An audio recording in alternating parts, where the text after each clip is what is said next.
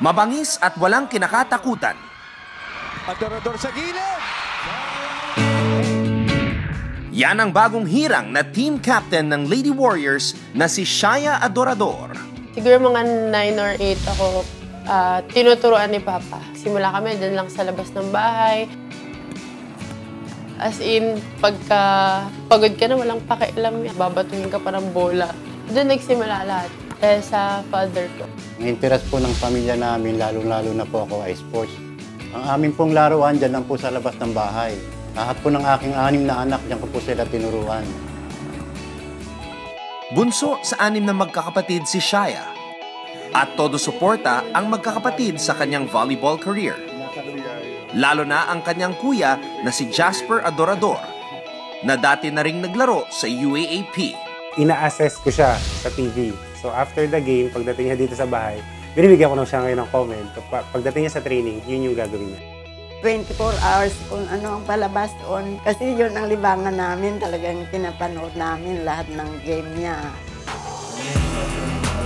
Maangas man sa court, nakilala si Shaya ng kanyang pamilya at teammates bilang malambing at masunuring anak. Actually, si Shaya po ay 13 years old. Nasa tabi ko pang matulog yan. Napakabait po niyan at saka maalahanin sa magulang, lalong-lalo na sa mga ka-teammate niya.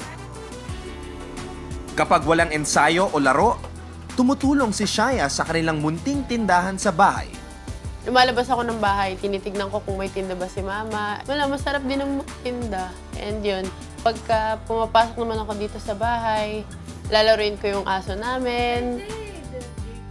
Dito po ako ngayon sa... Minsan ay ibinubuhos din niya ang kanyang free time sa pagluluto. Magluto na favorite ko, garlic parmesan. Harina, durog na paminta, salt, for the sauce ng butter, parmesan cheese. Tara! Ito na po yung garlic parmesan chicken natin.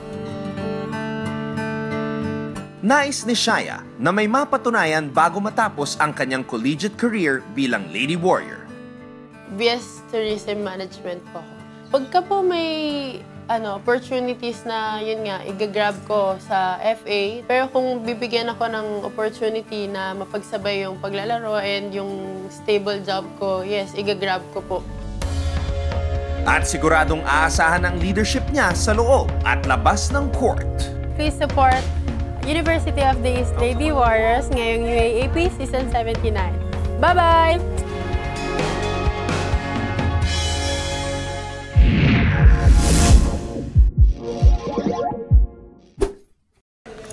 Subscribe now to ABS-CBN Sports and Action YouTube channel.